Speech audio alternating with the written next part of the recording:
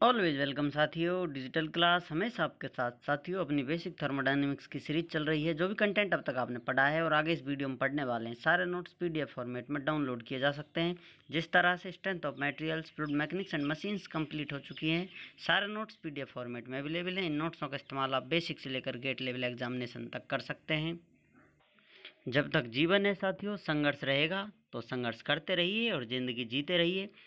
Video की शुरुआत करते हैं एक्सर्जी बाई डिजिटल क्लास। यहाँ पर हम पढ़ने वाले हैं साथियों अवेलेबिलिटी, अवेलेबल एनर्जी या एक्सर्जी के नाम से इस टर्म को जाना जाता है। इसके बारे में जानते हैं साथियों। ये तीनों टर्म एक ही हैं, इनमें से कोई सी भी टर्म आपसे पूछी जा सकती है। ये क्या होती है साथियों, ये सब डिटेल में जानने वाले हैं हम। यहाँ पर अब तक हम स्टडी करते आए हैं। लो ग्रेड एनर्जी होती है साथियों एक, उसको कन्वर्ट किया जाता है हाई ग्रेड एनर्जी में। लो ग्रेड एनर्जी क्या होती है, हीट होती है। हाई ग्रेड एनर्जी होती है अपनी वर्क, जिसमें इसको कन्वर्ट किया जाता है। अब जैसा कि हम जानते हैं साथियों, लो ग्रेड एनर्जी को कम्प्लीटली वर्क में कन्वर्ट नहीं किया जा सकता। कुछ रिमेनिंग पार्ट रिजेक्ट करना पड़ता है हीट का हमें। अतः जो पार्ट हम वर्क में कन्वर्ट कर लेते हैं वही अवेलेबल एनर्जी कहलाती है, और जो वर्क में कन्वर्ट नहीं हो पाती, जिसे रिजेक्ट करते हैं, वो अनअवेलेबल एनर्जी कहलाती है। अतः अब इसे हम पॉइंट के रूप में लिख सकते हैं साथियों। According to second law of thermodynamics, complete conversion of low grade energy, जो कि हीट होती है, into high grade energy work is not possible. इसको कन्वर्ट नहीं किया जा सकता completely. It means maximum amount of heat that is available for the conversion is known as available energy, and the minimum amount of heat that must be rejected to the surrounding is known unavailable energy. जैसा आपको बताया था साथियों, इस heat में से कुछ part आप अवेलेबल एनर्जी का बना लेंगे और कुछ अनअवेलेबल एनर्जी चली जाती है। हीट को आप देंगे तो वर्क में कन्वर्ट कर लेंगे, बाकी आपको हीट के रूप में रिजेक्ट करनी होती है। जैसा कि साथियों हम कार्नोट साइकिल पढ़ते आए हैं, उसमें से कुछ रिजर्वोयर से टेम्परेचर से हीट ली जाती है, क्यू इन कराई जाती है, उससे वर्क ले लिया जाता है, फिर कुछ हीट रिजेक्ट कर दी जाती है जो कि सिंक में चली जाती है। ये रिवर्सिबल इंजन के लिए प्रोसेस होता है। ये रिवर्सिबल के लिए क्या होगा साथियों, कुछ चेंज आता है, जितना हम हीट देते हैं उतना पहुंच नहीं पाता है, तो इसलिए हमें वर्क भी उतना नहीं मिल पाता है। तो अब यहाँ पर अपनी अवेलेबल एनर्जी क्या होगी साथियों, वर्क के बराबर होगी। अवेलेबल एनर्जी वर्क के बराबर होगी। अभी वर्क कितना होगा साथियों, जितनी हीट दी है उसमें से जितनी हीट रिजेक्ट कर दी गई उसके अंतर के बराबर यहाँ पर आपको अवेलेबल एनर्जी या वर्क मिलने वाला है। इस इंजन को आप कार्नोट इंजन कह सकते हैं या रिवर्सिबल इंजन कह सकते हैं साथियों, क्योंकि इसमें हम किसी भी लॉस को लेकर कंसिडर करते हुए नहीं चल रहे हैं, डायरेक्ट हीट से वर्क लिया जा रहा है। अब जैसा कि साथियों हम टी एस डायग्राम ड्रॉ करते आए हैं कार्नोट साइकिल के लिए, वो हम डिटेल में स्टडी कर चुके हैं। ये टी एक्सिस है, ये अपनी एस एक्सिस है। टेम्परेचर एंट्रोपी डायग्राम आप इसे कह सकते हैं। तो यहाँ पर प्रोसेस 1 2 3 4 ये प्रोसेस किए जाते हैं साथियों। इनमें से कहीं से आप स्टार्ट करते हैं, साइकिल घूमकर वहीं आ जाता है। अब इस प्रोसेस में हम 1 को नाम दें साथियों। 1 से 2 पर जाने पर रिवर्सिबल एडियाबैटिक कंप्रेशन होगा, और 2 से 3 जाने पर आपका रिवर्सिबल आइसोथर्मल एक्सपेंशन होगा। इसमें आप टेम्परेचर को कांस्टेंट बनाए रखने के लिए कुछ हीट इन कराएंगे साथियों, जिससे टेम्परेचर कांस्टेंट बना रहता है। रिवर्सिबल एडियाबैटिक प्रोसेस में एंट्रोपी कांस्टेंट बनी रहती है। दोनों प्रोसेसों में या तो आपकी एंट्रोपी कांस्टेंट बनी रहती है साथियों, या फिर टेम्परेचर कांस्टेंट बना रहता है। अब 3 से 4 पर आने पर रिवर्सिबल एडियाबैटिक एक्सपेंशन होगा। तो यहाँ से फिर 4 से वापस 1 पर आने के लिए आपको आइसोथर्मल कंप्रेशन कराना होगा साथियों। ये प्रोसेस इस नाम से जाने जाते हैं। यहाँ हीट इन कराई जाती है साथियों, यहाँ पर रिजेक्ट की जाती है। इस प्रकार से ये कार्नोट साइकिल अपना कंप्लीट होता है। अब इस प्रोसेस में या कहें इस डायग्राम में जो ये बेस है साथियों इसका, इससे नीचे का जो पार्ट है इसके अंडर ये कर्व आएगा साथियों। ये क्यू आर रिजेक्टेड हीट को शो करता है, या कहें आप अनअवेलेबल एनर्जी को दर्शाता है। अब इस एरिया को हम किस प्रकार निकाल सकते हैं साथियों, यह हाइट कितनी होगी, टी नॉट के बराबर होगी ये टेम्परेचर टी नॉट के, और ये एंट्रोपी चेंज कितना है साथियों, डी एस। यहाँ आप मान लीजिए 1 मान सकते हैं, S2 मान सकते हैं, या S2 S1, जिस प्रकार से आप माने ये डी एस चेंज रहेगा साथियों एंट्रोपियों का। तो इस प्रकार से इस एरिया को निकाल कर आप अनअवेलेबल एनर्जी निकाल सकते हैं, जो कि होगी टी नॉट डी एस के बराबर। ये अपना इस प्रकार से एक आप कहें रेक्टेंगल है या स्क्वायर है, इसका एरिया आप निकाल लेंगे साथियों, जिससे आपको ये अनअवेलेबल एनर्जी प्राप्त हो जाती है। ये अपना टी नॉट है, एटमॉस्फेरिक टेम्परेचर है साथियों। डेड स्टेट जो होती है उसे आप कह सकते हैं, इसे प्रदर्शित कर सकते हैं टी नॉट से।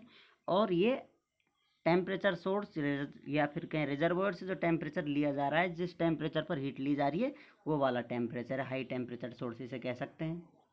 अब हम पढ़ चुके हैं साथियों नीटा क्या होता है। कार्नोट जो अपना इंजन है उसकी इफिशियंसी या किसी भी इंजन की इफिशियंसी निकालते हैं तो अपन ये रिवर्सिबल साइकिल के लिए निकाल रहे हैं हम। कार्नोट साइकिल है अपना W डिवाइड बाई क्यू इन के बराबर होता है। तो यदि ये रिवर्सिबल इंजन है तो इसको इस फॉर्मेट में लिखा जा सकता है 1 minus T L divide by T H. ये हम डिटेल में कवर कर चुके हैं। यदि आपको आता है ठीक है, अन्यथा आप सीरीज पीछे से देखते आएँ, पिछली वीडियोज़ देखें तो आपके सारे पार्ट क्लियर हो जाएंगे। सेकंड लास्ट वीडियो अपनी उल्टी है साथियों, रिवर्स है, उसका फ्लैट रखकर नीचे इधर बैठे हुए हैं, आपको इधर से देखनी होगी, इधर से वो राइट लगेगी। तो इस प्रकार से आप टर्न मार कर उसे देख सकते हैं, सीरीज एंजॉय कर सकते हैं। या फिर इसको देखने के लिए आपने कोई अपना ही स्पेशल आइडिया जुगाड़ कर लिया होगा। इससे आगे चलते हैं साथियों। अब हम W निकालना चाहें, वर्क निकालना चाहें, या W क्या है साथियों अपना अवेलेबल एनर्जी होती है, उसको किस प्रकार निकाल सकते हैं। यहाँ पर जो Q है साथियों इससे नीटा से मल्टीप्लाई करा देंगे या फिर इस पार्ट से मल्टीप्लाई करा देंगे आप, तो आपको W प्राप्त हो जाता है।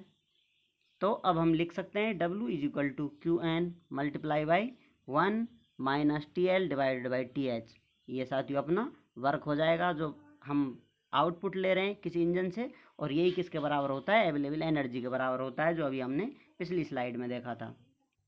अब मैक्सिमम वर्क कब लिया जा सकता है साथियों, जो लो टेम्परेचर कितना हो सकता है, मैक्सिमम अपना टी नॉट के बराबर हो सकता है। एटमॉस्फेरिक टेम्परेचर से नीचे आप इसे नहीं रख सकते। उसके बाद तो आपको इस पे ही कुछ वर्क करना होगा, इसके लिए ये टी नॉट रखते हैं हम। तो इसको अपडेटेड फॉर्म में आप इस प्रकार लिख सकते हैं, A E available energy is equal to Q in bracket 1 minus T not divide by T H, जो कि अपनी ये इफिशियंसी थी या वर्क था साथियों, इसको हमने इस फॉर्मेट में कन्वर्ट कर लिया है। अब इसी को नोट लिख लिया है। For a given source temperature T H and heat input Q in the maximum work will be done at ambient, या कहें आप एटमॉस्फेरिक कंडीशन, क्योंकि इससे आप लो टेम्परेचर नहीं कर सकते। For reversible cycle thermodynamic scale से हम ये रिलेशन जान चुके हैं साथियों। जो हीट होती है टेम्परेचर में किस प्रकार रिलेट की जा सकती है, Q R divided by Q in को किस प्रकार लिख सकते हैं, रिजेक्टेड एटमॉस्फेरिक टेम्परेचर पर हो रही है T not divided by T H. इस प्रकार से इस रिलेशन से अब हम लिख सकते हैं क्यू आर, जो अनअवेलेबल एनर्जी होती है साथियों क्यू आर होती है, उसके लिए हम जा रहे हैं यहाँ पर। तो अब क्यू आर को आप लिख सकते हैं Q in divided by T H, इसको ऊपर ले जाएंगे, साथ में टी नॉट मल्टीप्लाई होगा इसके। इस प्रकार से इसे लिख दिया गया है। इस फॉर्मेट को हम एंट्रोपी चेंज में लिख सकते हैं। तो इस प्रकार हमने लिख दिया Q R is equal to D S dot T naught, यहाँ पर ये मल्टीप्लाई हो रहा है टी नॉट टेम्परेचर। अब साथियों यहाँ पर हम लिख सकते हैं अवेलेबल एनर्जी कितनी होती है, Q in minus Q R के बराबर होती है, क्योंकि उसमें से कुछ रिजेक्ट कर लिया जाता है। तो यहाँ पर क्यू आर क्या है साथियों, ये वैल्यू है, तो इसको यहाँ पर लिख दिया गया है। तो इस प्रकार से इसको अपडेट फॉर्मेट में आप लिख सकते हैं Q in minus unavailable energy, इस प्रकार से इसे आप लिख सकते हैं। अब यहाँ पर आप क्यू इन रखना चाहें और अनअवेलेबल एनर्जी को इधर ले जाना चाहें तो ये पॉजिटिव हो जाएगी। तो अपना क्यू इन किसके बराबर होगा, Q in is equal to available energy plus unavailable energy के बराबर हो जाता है। जो हम अवेलेबिलिटी पढ़ रहे हैं साथियों, उसके लिए क्या कंडीशन लेकर चलते हैं या क्या कंडीशन है इसके लिए, यहाँ पर है the cycle must be the reversible cycle. Reversible cycle या कार्नोट साइकिल हम इस्तेमाल कर रहे हैं। Heat rejection must be at constant atmospheric temperature, या इसे आप कह सकते हैं डेड स्टेट पर आप हीट रिजेक्ट कर रहे हैं। इस कंडीशन को लेकर हम अवेलेबिलिटी फाइंड आउट कर रहे हैं। चलिए साथियों अब जानते हैं लॉस ऑफ अवेलेबल एनर्जी। यहाँ पर साथियों अवेलेबल एनर्जी में लॉस होगा तो अनअवेलेबल एनर्जी में इंक्रीमेंट होगा। तो इसको आप किस प्रकार समझ सकते हैं, यहाँ पर जानते हैं साथियों रिवर्सिबल और इरिवर्सिबल में क्या अंतर है साथियों, यहाँ आपको समझ में आने वाला है। ये टेम्परेचर सोर्स है, इस टेम्परेचर सोर्स से आप हीट देते हैं इंजन के लिए साथियों। इंजन का अरेंजमेंट कुछ इस प्रकार से है। इसमें जिस टेम्परेचर पर आप हीट देते हैं साथियों, उससे लो टेम्परेचर पर जाकर हीट पहुंचती है। आपने क्यू इन कराई, यहाँ पर जो टेम्परेचर आप इसको प्राप्त हुआ इंजन को T2 प्राप्त होता है। इस प्रकार यहाँ से वर्क प्रोड्यूस करने पर बाहर तक जाने में हमको W जो वर्क मिल रहा है साथियों, वो जितना यहाँ मिलना चाहिए उससे यहाँ अरेंजमेंट से लॉस होते हुए W वर्क प्राप्त हो रहा है। इस प्रकार से आप टेम्परेचर में वर्क में भी अंतर ला सकते हैं। तो यहाँ पर टेम्परेचर T3 कर सकते हैं, यहाँ पर 4 कर सकते हैं इसको समझने के लिए। बाकी इस प्रकार आप देख सकते हैं इस इंजन में से क्यू इन हीट दे रहे हैं आप, तो इसमें से यहाँ आपको T2 पर प्राप्त हो रही है, फिर वर्क आपको दिया जा रहा है, फिर क्यू आर रिजेक्ट की जा रही है एम्बियंट टेम्परेचर कंडीशन पर, या फिर एटमॉस्फेरिक या डेड स्टेट पर हीट रिजेक्ट की जा रही है। रिवर्सिबल इंजन में अपने लॉस नहीं होते हैं, उनको कंसीडर कर कर हम नहीं चलते हैं साथियों, और जो भी कुछ इनपुट लिया जाता है उससे आउटपुट मिल जाता है। इसी प्रकार उस आउटपुट से वापस इनपुट बनाकर सेम वर्क वापस ले लिया जाता है, लेकिन ऐसा रियल में होता नहीं है। उसको रिवर्सिबल और जो एक्चुअल वर्क होता है उसको इरिवर्सिबल प्रोसेस में कंसिडर किया जाता है। वो आइडियल कंडीशन प्रोसेसों को स्टडी करने के लिए किस प्रकार मैक्सिमम एफिशिएंसी से काम कराया जाए, इसके लिए स्टडी किए जाते हैं।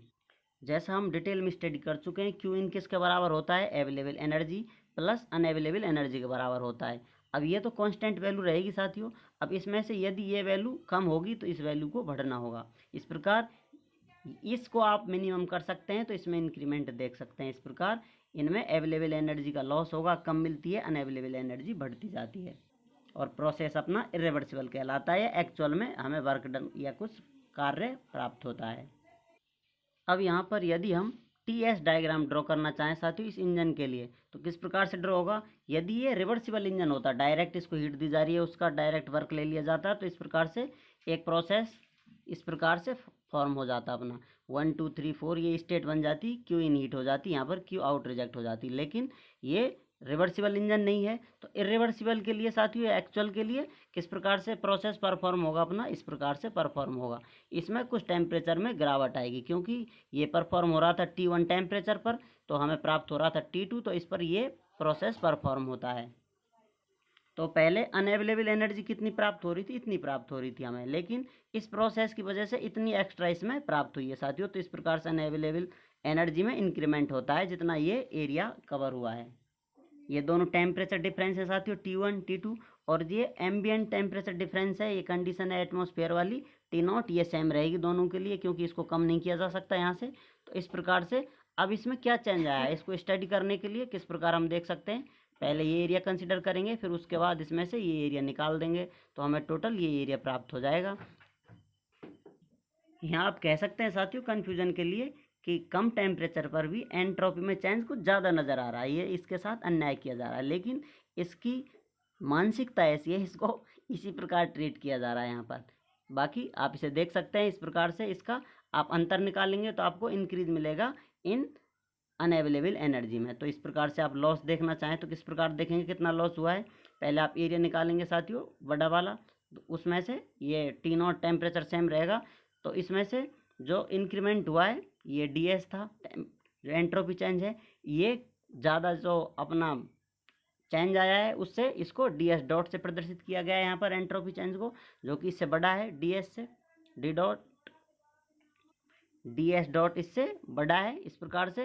तो अब ये एरिया बड़ा होगा, इसमें से ये स्मॉल एरिया सब्सट्रैक्ट कर दिया जाएगा, तो हमें ये एरिया अनअवेलेबल एनर्जी में कितना लॉस हुआ है, अवेलेबल एनर्जी में लॉस होगा वो इंक्रीमेंट होगा अनअवेलेबल एनर्जी में कितना हुआ है, ये आसानी से कंसिडर कर सकते हैं। ये टेम्परेचर दोनों के लिए T0 सेम रहेगा, इसमें चेंज आया है DS है, ये DS0 लेंथ है इसकी। तो इस प्रकार से इसका एरिया निकालते हैं, या फिर कहें आप लॉस ऑफ अवेलेबल एनर्जी का लॉस कंसिडर करेंगे। तो फर्स्ट ये एरिया निकालने के लिए T0 और DS डॉट माइनस T0, इसमें से आप करेंगे माइनस T0 और DS, इस प्रकार से ये एरिया निकल जाएगा। तो ये प्रोसेस यहाँ पर लॉस ऑफ अवेलेबल एनर्जी का हमने रख लिया है यहाँ पर। अब यहाँ पर हम जानते हैं साथियों, हमने स्टडी किया है जो DS डॉट है वो एंट्रोपी चेंज किस टेम्परेचर पर है, T2 टेम्परेचर पर है, और T1 टेम्परेचर पर DS एंट्रोपी चेंज है अपना। तो इस प्रकार से इस DS डॉट की जगह Q in divided by T2 लिखेंगे साथियों, और इसके लिए T0 है कॉमन ले रखा है दोनों में से, और इस DS के लिए Q इन माइनस T1 लिखेंगे। तो इस प्रकार से इसका फाइनल फॉर्मेट हमें प्राप्त हो जाता है लॉस ऑफ अवेलेबल एनर्जी, या कहें आप इंक्रीज इन अनअवेलेबल एनर्जी। इसमें से Q इन को कॉमन ले लिया है बाहर, T0 Q इन अंदर क्या बचता है ब्रैकेट में 1 divided by T2 minus 1 divided by T1। ये फॉर्मेट हमें लॉस ऑफ अवेलेबल एनर्जी प्राप्त हो जाता है। उम्मीद करते हैं साथियों सीरीज आप एंजॉय कर रहे होंगे। अभी भी आपका कोई कन्फ्यूज़न है इस वीडियो से रिलेटेड, आप हमसे कमेंट कर पूछ सकते हैं साथियों।